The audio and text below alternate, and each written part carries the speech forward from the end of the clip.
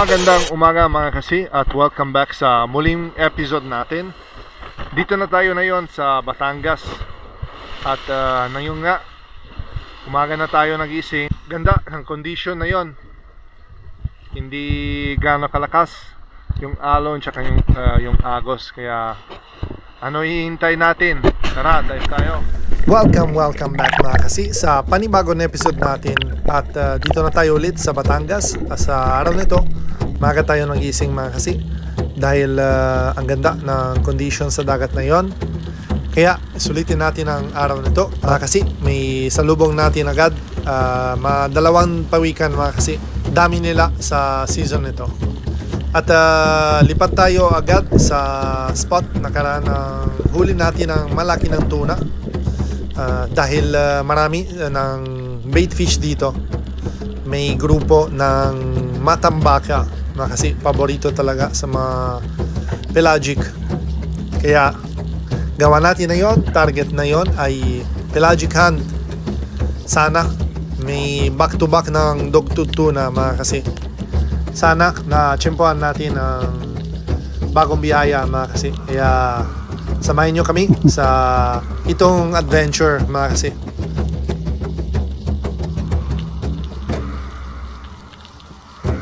Medyo tahimik mga kasi ang dagat na yon. Pero napansin ko sa malayo, isang malaki ng snapper mga kasi. Siguro isang maori or isang mangagat. Hindi ko talaga nang pansin mabuti. Pangalawa ng sisid natin mga kasi, ito na ang salubon natin. Isang grupo ng matambaka mga kasi. Ito talaga yung hanapin tayo sa pang pelagic hunt mga kasi. Lalo pag shore diving, sureball talaga may habol ng malaki sa ilalim. Kaya gawa natin mga kasi, patience lang. Dapa natin sa konting malalim, mga 12 to 15 meters. Hintayin lang tayo yung momentum talaga. Ayun mga kasi, may display talaga. Napakaganda ng dagat na yon. Pangapat or panglima ng sisid natin mga kasi, na papansin ko sa ilalim may daanan ng mga bubble makers or scuba divers. At dive master ako din sa scuba, kaya irespeto natin sa mga scuba divers guys. Kaya hintay natin talaga, bawal talaga mamana pag may free divers or scuba divers mga kasi. Safety muna tayo.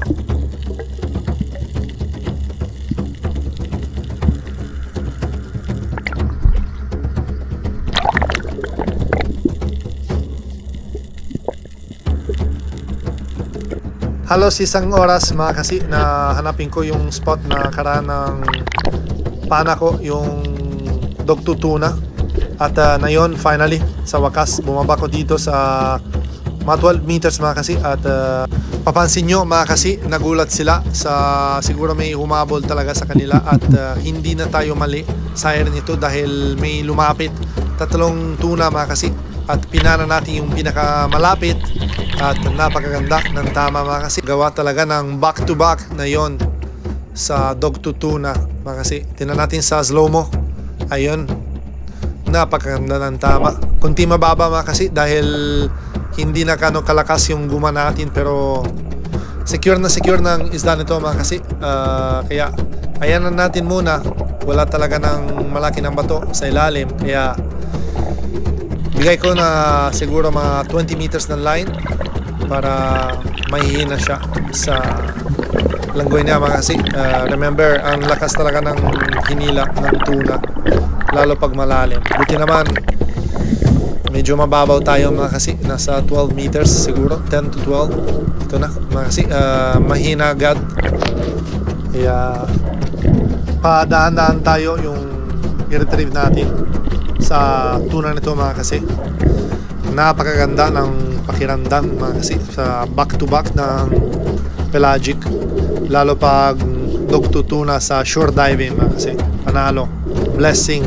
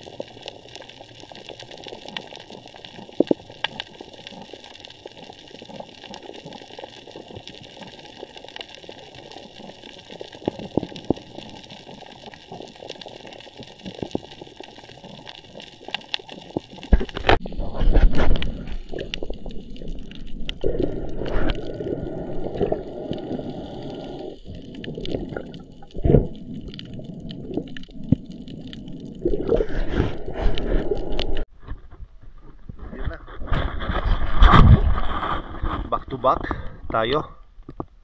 Dogtutuna na naman. Yung kapatid siguro ng kahapon. Sana all ganitong klase ng isda araw-araw.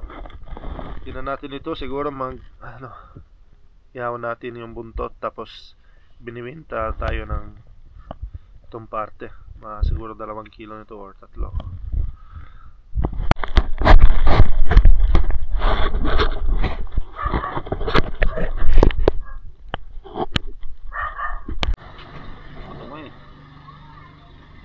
Ayun, no?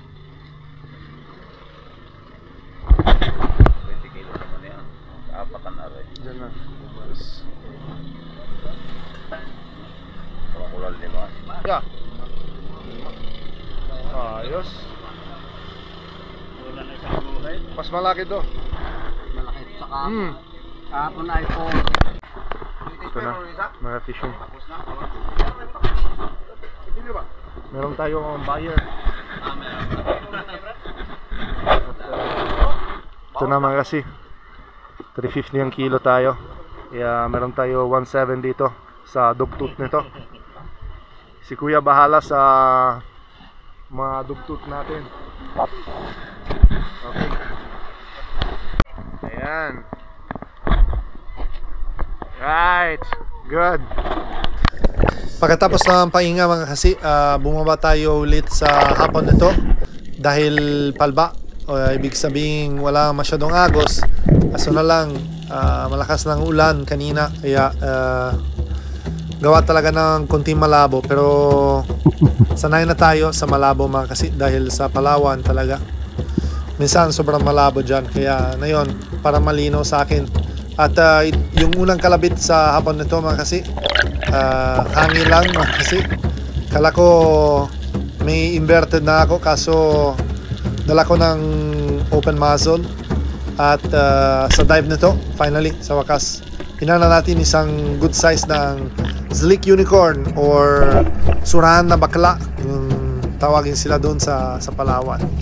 Ayun o, napakaganda ng tama at napakaganda ng masarap ng isda, yung isda MPA.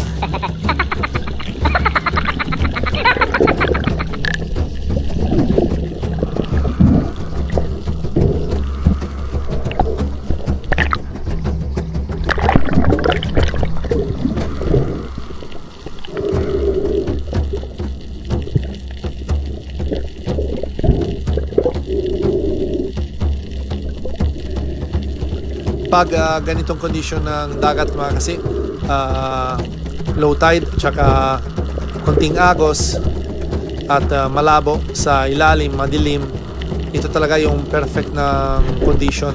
Paglubog ng araw, yung mga unicorn galing sila sa malalim, lumapit sila at punta sila sa mababaw ng area na hanap sila siguro yung pagkain. At sulitin natin kaya yung sayra nito mga kasi, ang dami sila. Panayin natin isa pang peraso pang ihaw natin kasama ni Master Ian mga kasi. Ayun o, yung pinaka malapit at malaki.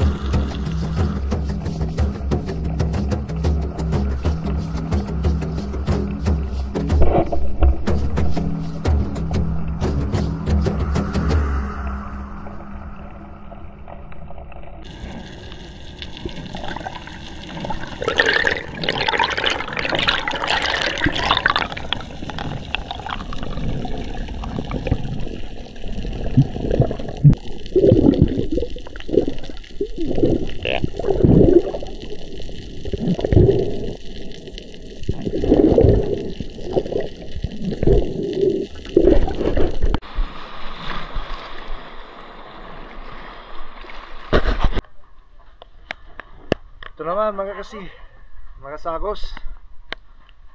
Ito naman mga kasi, kaya na yon sa isang oras natin mag-dive. Ito naman.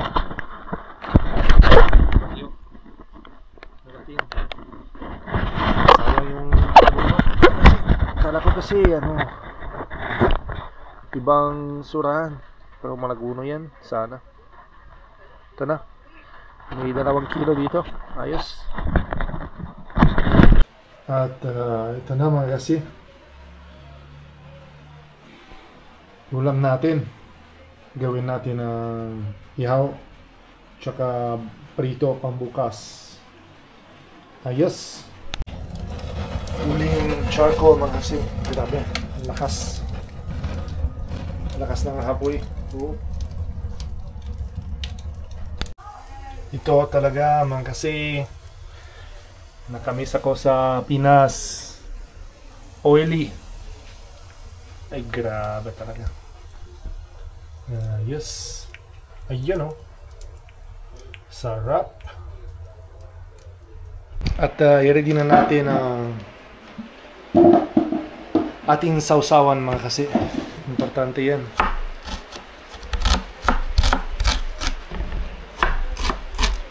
Sarap ng sausawan. Pag may sili. Mangang. Sili of our production here. Yun o. Sige, lagay natin ng toyo.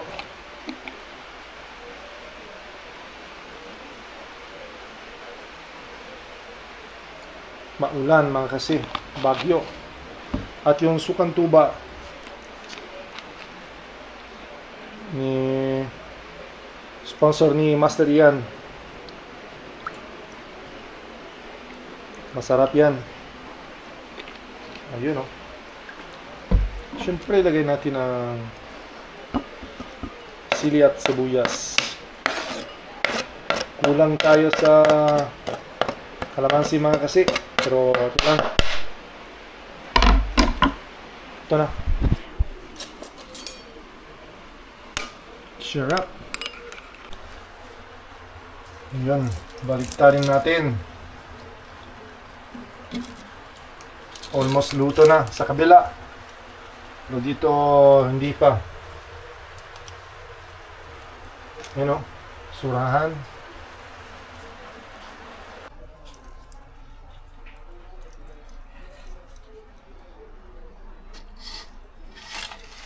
Luto na. Ayos na ayos. Kamasarap ng surahan. Marami ng pusa na ihintay naman. Ayun dayon. Grabe talaga kasarap. Ayos naman. Kasi salamat sa biyaya ng dagat oh. Hindi kasama ni Master Ian kasi ano, medyo busy na siya. Kaya kami na lang muna mga kasi. Kaya naman. Ayun oh. Ayun oh. Ayos. Ay grabe talaga. Sausawan. First bite. Sarap. Kaya tayo. See. Oh, dami. Parang farm. Pusa ng farm. Ayun oh. Ito na tayo sa simple bahay natin sa Batangas mga kasi. Shoutout muna tayo sa mga kasama natin sa araw nito. At sa silent viewers natin. At sa mga solid commenters dito sa vlog natin. Simula kay Regine Pasco, kay Solid Marcelo Bernaldez, Rosalino Campo, Jopet Jasildo, Julito Cuesta, Milagrosa Dios, Mamavic, Eddie Moradas, Jose Roldan Hornales, kay Master Joseph Acnord Spearfishing from Dumaran, kumusta bro? Villaflor Pelayo, Ruel Suaybagyo from Antipolo City, Romeo Baril, Nicodemos Lusada ng Oslob, Cebu. Kumusta po kayo guys after the lindol? Sana okay lang kayo dyan. Kay Master Jack Abinier Spearfishing, kay Toto Kalingao ng Coron, Palawan, Sueta Family, Kumian ng Nueva Valencia, Guimaras, kay Tata Untoy Fuji Eduard ng Quezon Province, Cagbalete siguro nito, Kumusta po kayo? Kay Joseph Jania of Nasipit, Agusan del Norte. Kay Asyong Zandara from Cagliari, Sardinia, Italy. Ciao bello, kumusta? Maraming salamat sa inyo lahat mga kasi sa walang sawa suporta. Don't forget to like, share, and subscribe if you didn't do it yet. And kita tayo sa susunod episode natin mga kasi. Ciao!